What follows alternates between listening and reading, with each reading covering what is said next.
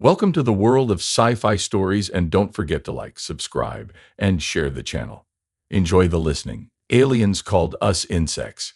They had no idea what was coming. This thought once prevailed throughout the mightiest species to ever step foot on the galactic stage. They were right in a way. The Galactic had just found a new world, vibrant and brimming with life. Most other species would have turned it into a protected zone and tried to study the natives there to learn more about them. The Kavik, however, were not of that mindset. They were far more technologically advanced than the humans could ever dream of being. When they saw the Earth, they did not see a living, breathing death world populated with dangerous predators. No, they saw a resource planet populated by technologically inept insects, insects that could be easily crushed.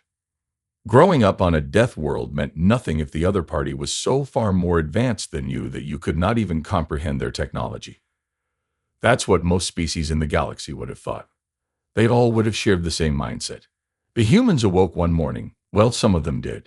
Some awoke in the middle of the night to sirens blaring out in the streets. Others had their work days interrupted by newscasts and warnings. The young children were dismissed from schools and sent home to their parents. They all witnessed the same massive tower, the size of one of their largest cities, landing on their planet in the middle of their ocean. What the Kivik were after was not the water, nor was it the fish or fossil fuels. They had no need for those things.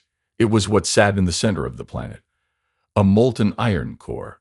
The iron in its molten state would be easily malleable and easy to extract. The massive tower-like structure served as an extractor, refinery, and factory all in one. It drilled down and began to extract the iron core. At first, the humans were completely boggled by the massive drill. They thought that it was a race who had come in peace. They attempted communications, but that didn't last very long. They were completely ignored. And when they noticed what was coming out of the massive factory, they understood what was going on.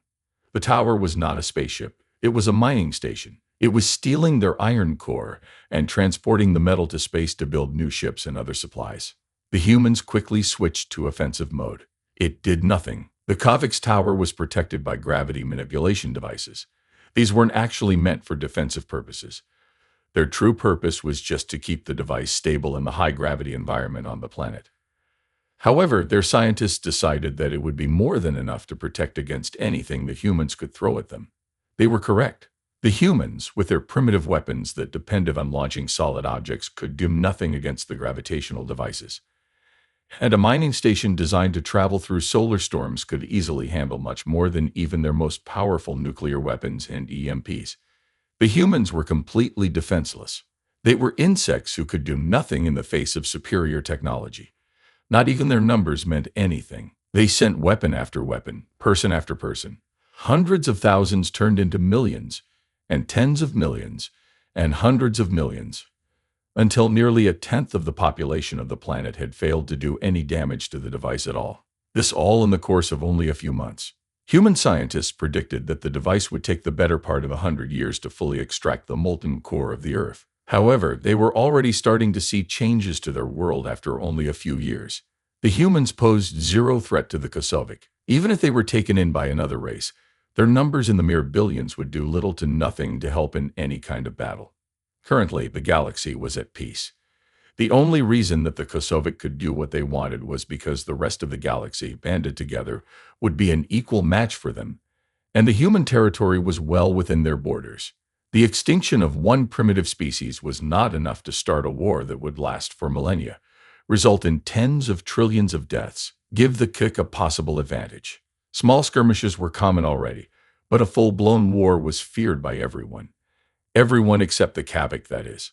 They were more than willing to go into a full-blown conflict. The Kik were not actually a predatory species.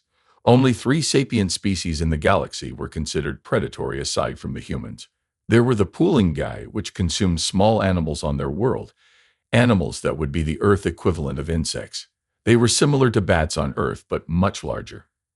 There were the Nahar, which were omnivores who mostly fed on plants but could consume flesh when absolutely necessary. Then there were the Brigari, which were scavengers. They almost never hunted their prey unless they were desperate. Even then, they were very bad at it. The Krochavik were fully herbivorous. However, they developed on a level 3 death world. They were constantly under threat from predators and starvation. They evolved to be extremely territorial. They lived in large herds, which allowed them to work together to protect themselves. But they would defend their territory with extreme vigor. As the herd grew naturally, the territory did as well. This evolutionary path led them not to be aggressive expansionists, but just to be aggressive at defending their territory, which slowly grew as their population grew. In fact, keeping them in check was fairly easy. All you had to do was keep the population in check. This is why the small skirmishes never turned into full-blown war. They weren't interested in conquering the galaxy, merely obtaining the needed resources. When their people were killed off during the skirmish, they would become less aggressive. Fewer people means fewer resources are needed. When fewer resources are needed, their territory doesn't need to be as large to produce said resources. This steady balance had been maintained for tens of thousands of years now. However, they were slowly winning their wars, and their territory was slowly expanding. Humans weren't the first, and no one expected them to be the last. In fact, the rest of the galaxy didn't even know about the humans. But if they did, they would have merely shrugged it off as a necessary sacrifice. The humans, on the other hand, did not see it that way. What nobody knew about the humans, including the Kavik who failed to study them before their invasion, was the humans' ability to adapt. It was almost a universal law that progress in technology or understanding came mostly by mistake. No one who is satisfied with their level of achievement really ever strives for improvement. If it's not broken, then why fix it, as the humans would say. The Kavik were the only ones who had any semblance to actual scientific study at all. Of course, the nation would study the environment and try to manipulate it, but they were generally satisfied with their current level of technology. It did what it needed to do. Generally speaking, there was no reason to improve on technology that worked perfectly fine, and there was no reason to study the technology of others and try to understand it unless it did something far better than yours could and would be a major boon to your civilization. This only ever happened for uplifted species, but the time and cost of such endeavors was so much that other species would consider it completely moronic to even try if you were not guaranteed significant gains. This was even more true for scientific advancement. To reach the level that they were at, it took hundreds of thousands of years after their species reached space. There was very little difference, in fact, between a species that had been spacefaring for 1,000 years and 10,000 years. Many species only ever reached space because the gravitational forces on their planet were low enough to make it a fairly simple task, some even developing in gravity not much greater than the human Earth's moon. If they had taken the time to observe the humans, then the Kavik might have understood that what the so-called insects had done by reaching space on their high-gravity world with their primitive technology. This was a virtual miracle. The humans had accomplished what many other scientists in the galaxy would call impossible. Of course, the act of them reaching space was far from a miracle, and only really a matter of time, but doing it with their current level of technology and with their current rate of technological development was downright horrifying.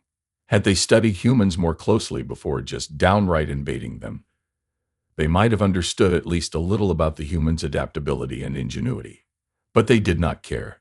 They saw insects to be crushed and resources to be taken. That was all that the Kik worried about. They didn't care about what would have been impossible for any other race in the galaxy.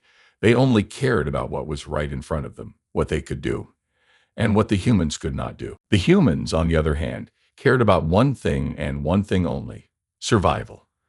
They immediately began stripping their minds and placing all of their efforts into tearing down their cities for resources. The humans would stay in compact shelters, basically tents outside of cities, with tens or even hundreds gathered under large tent-like shelters. They did this while they tore down their own cities and infrastructure for resources. They built ships, not warships, colony ships. They built massive self-contained colony ships, or perhaps it would be better to call them habitats. The humans knew that their home world was a lost cause, so they focused on getting as many humans to space as possible. They moved to the asteroid belt where they had ample resources. The Kik were not worried about their asteroids.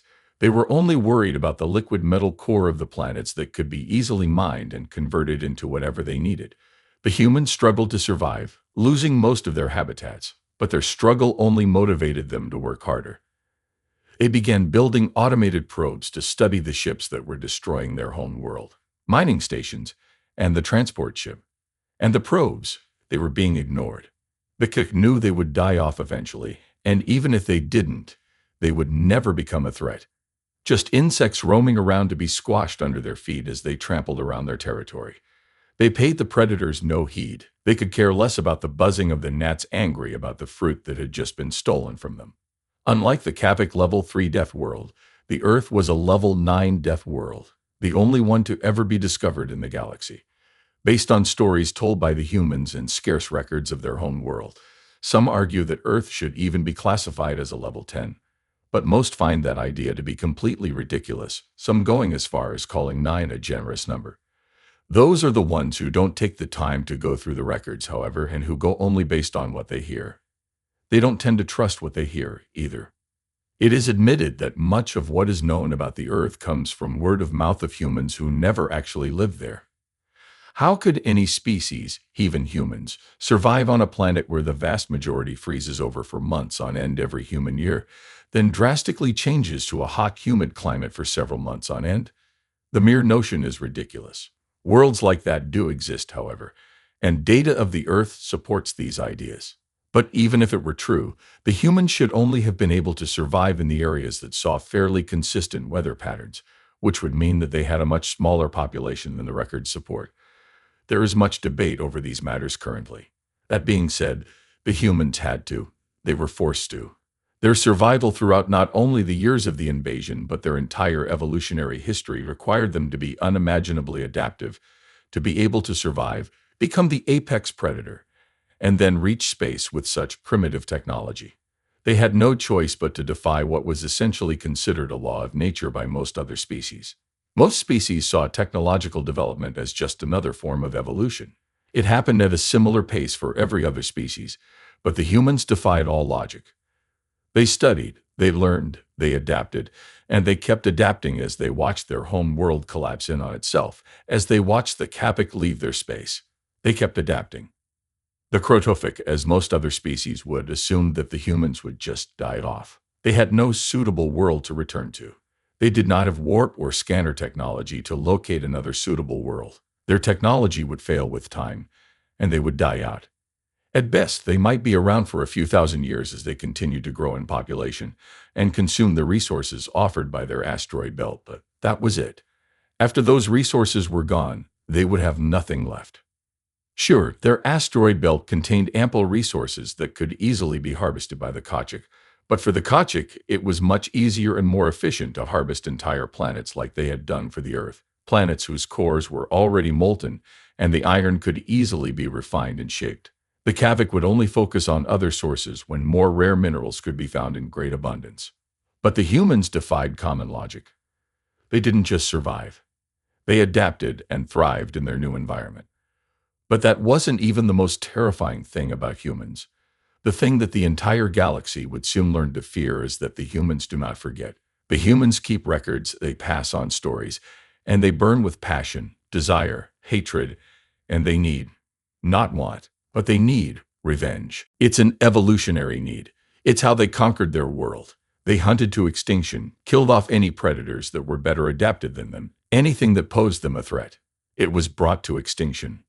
Within 25 years of leaving their home world, the humans began to study the technology of the Krotofik.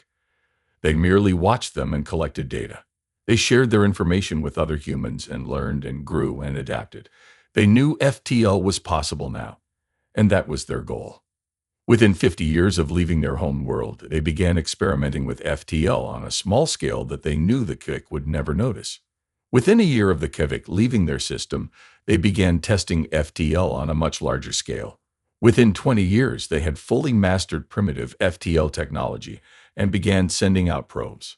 Within that same 20 years, they also discovered no fewer than 3 new worlds that they could settle on, 2 of which were level 6 death worlds with only microbial life, and 1 was a level 4 death world with small unintelligent life forms. They all had gravity similar to Earth's and a similar atmosphere. They would not require much terraforming. To most other species, including the Krotofik, these worlds would be considered completely uninhabitable. But to the humans, they were virtual paradises. The Kik were partially right. They compared the humans the same way a human would compare something to an insect. Unfortunately, the Kachik failed to realize that the humans were not just any insects. They were more like the human roaches. If you crushed them, Then they will come back with vengeance. If you nuke them, they will feast on the corpses of all else that died. You will never end the humans. They will always survive, and they will always come back. But unlike the roaches, the humans do not just return in number but in strength, with better tactics, and with their unnaturally disgusting adaptability. The humans reached these worlds, and their population boomed in what they called their paradise worlds. With their population booms also came technological advancements. Before long, their strive to create FTL drives capable of safe and efficient travel between the planets had driven them to create FTL even better than the Crotophic. Their knowledge of the ever-present threat of Kavik invasion forced them to create weapons and armor capable of standing their ground. Before long, within only 150 years of the collapse of the human home world, the Kavik became aware of another species within their territory. This new species had to go. The Crotophic sent a small scouting group to check out the situation. What they found was a species they thought they had never seen before. How had they come out of nowhere and built FTL and colonized 2 additional planets, death worlds, no less, without even the Crotophic noticing? Well, they were noticing now, and they were not pleased. The humans, on the other hand, jumped at the opportunity to learn the full complexities of the Kavik technology. The humans shot down the scouting ships and immediately began analyzing them. The Kavik didn't really care. It was just a few scouting ships, no major loss. They lost far more in their regular skirmishes. They soon sent out a small fleet of battleships based on the intel they had on this new species provided by the now-deceased scouts. This should be more than enough to take down the new enemy threatening their territory. They were met with technology far more advanced than what was originally reported. It had only taken a few months to get the reports back from the scouts and to begin analyzing the information. This new species must have been hiding their technology. Even so, the Kavik were still more advanced than them. It was curious how a species with only 3 planets could produce such technology, but if their FTL tech was any indicator, then this was about right. They must have purposefully stayed under the radar until the Kavik picked them up due to their increased activity. They slipped up, and now they were going to pay for that mistake, or so the Kavik thought. And sight after losing several battleships, they decided to take this new threat seriously. They would send in a full skirmisher fleet to each of the 3 planets. You could imagine their surprise when they, for the first time in their history as a species, were met with their own technology firing back at them. After their second defeat, their third, going by human calculations, they decided that enough was enough. They declared a full-on war with the new species. This is where they made their single largest mistake. They took several years to gather together and organize their ships. They had to carefully and strategically move ships from their front lines to intercept this new threat while still securing their borders. This resulted in several years of relative peace that allowed the humans to do what they do best: adapt. They came with a full armada. They were met with ships that were few in number, but with technology so superior to their own that they were hard-pressed to do any damage to them at all. The more damage they took, though, the harder they had to fight. They could not allow this new species to exist. Unfortunately for them, that's exactly what the humans wanted. What the humans lacked now was not technology or scientific achievements, but resources. They were feeding the humans resources. As they fed the humans, the resistance grew stronger. As the resistance grew stronger, their war efforts increased. And as their war efforts increased, they only fed the humans more. It was at this time that the rest of the galaxy started to notice that something was up. The Kavik were retreating inward. This was extremely unusual for them. The Council decided not to push, considering that it might be a test of sorts to see if they would act aggressively as a show of weakness. They feared war if they pushed inward towards the Kik territory. There was only so much that the humans could do, however.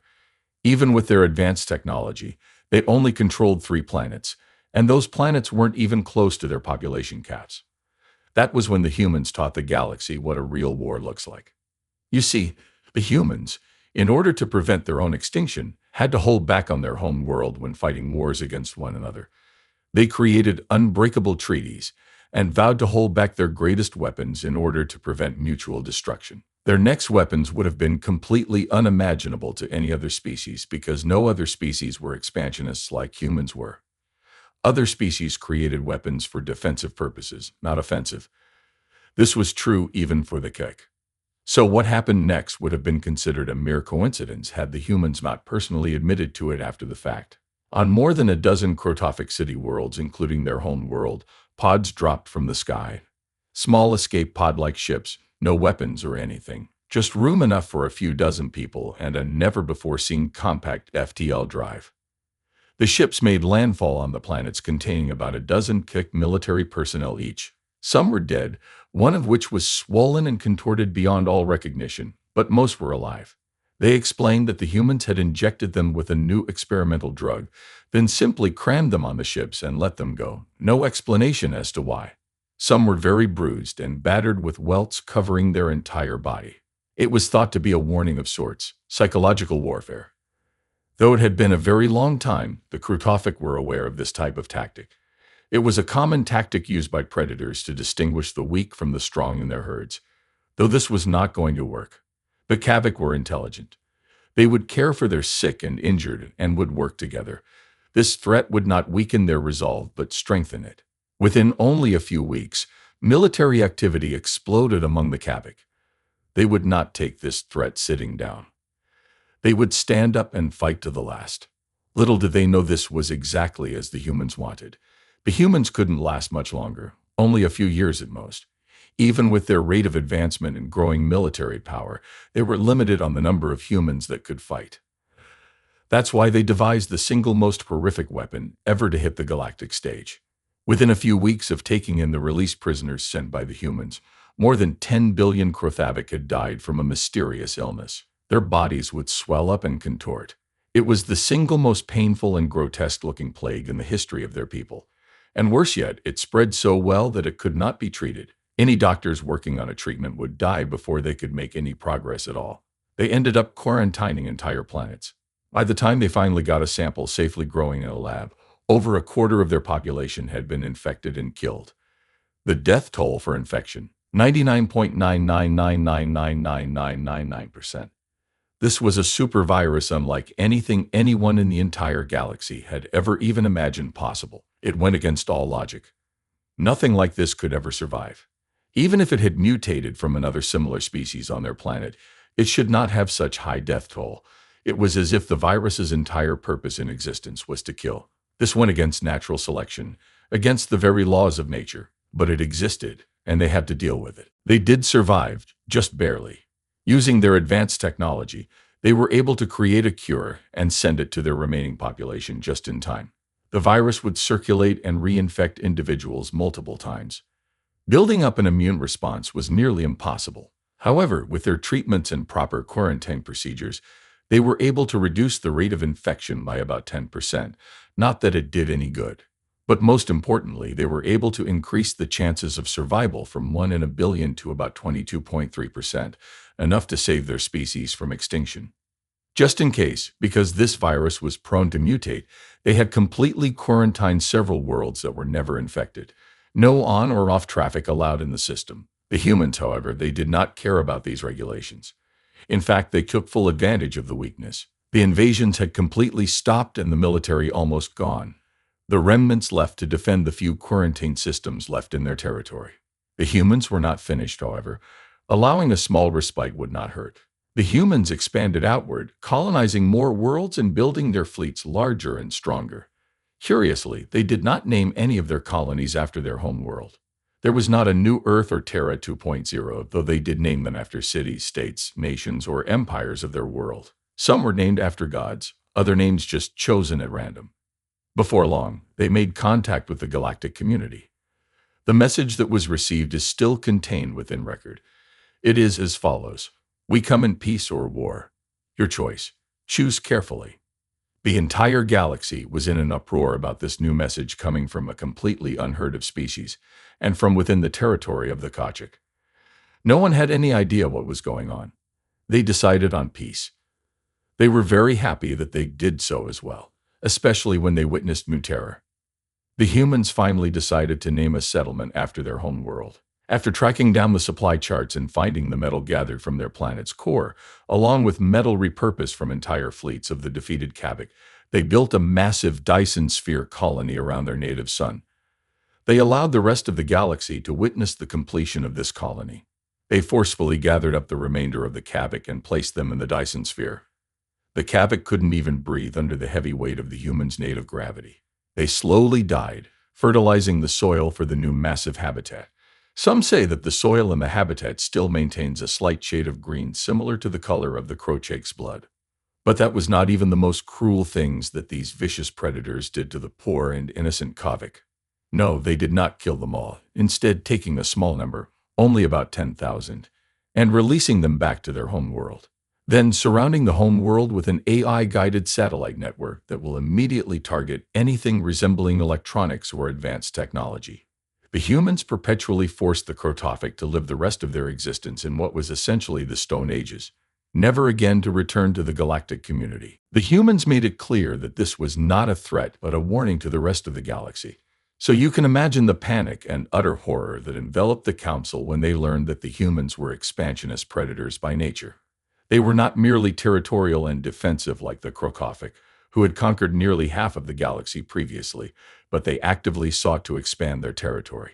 With their current technology, no one could stop them, and they made it clear that even if the entire galaxy banded together against them, they would only end up like the Krotofik. This panic was eased not much longer after this when it was learned that humans could not thrive on worlds that most other species found habitable. The humans' extreme adaptations to their death world required them to inhabit other death worlds. The primary concern was the gravitational level. Theoretically, a human could survive on a level 1 death world that had high gravity. However, few of those had ever been discovered. The humans did not care for war. They only cared about survival and constant improvement. They would not war with us easily over resources. The only thing they really wanted from us was our worlds. Because our habitable worlds and their habitable worlds were so different, we were able to work out a compromise fairly easily. The humans were not restricted to any territory. They could colonize any planet that they wanted in any system, even habitable systems, unless those worlds were already inhabited by another sentient race. They were not allowed to drive off sentient inhabitants of other worlds, even those without spaceflight, as the Krotofik had done for resources. They also could not gather resources from a claimed system or a system with any sentient life, even those who had not yet discovered spaceflight. They were given the entirety of the former Kuchik territory except several systems that were recently taken by them. They agreed to allow other species to inhabit habitable worlds in this territory so long as they showed no hostility, followed their laws, and the humans would retain all rights to all resources within these territories. Everything seemed to be going wonderfully and far better than anyone had ever expected. The humans were far more cooperative than anyone had ever imagined. Everyone was overjoyed by their new system of cooperation with the humans. Honestly speaking, most of the other species would have happily conceded to many of these concessions just to avoid war with the humans. But the humans were the ones who drafted most of these arrangements. Because of this, it not only came as a surprise but an enormous joy for the other members of the Galactic Treaties to accept these terms. That is, at least, until the human representative asked the single most horrifying question that anyone in the galaxy had ever heard. Something that sent shivers down the spines of every non-human who heard it. Something so unthinkable, so unimaginable, so expansionistic that no one had ever even considered, let alone dreamed about, the possibility. After all other discussions and agreements were finalized, with a predatory smile on her face, brace yourself for the words. This is not a lie, but the truth. The more easily frightened species may want to stop reading here. She asked, what should we do about other galaxies?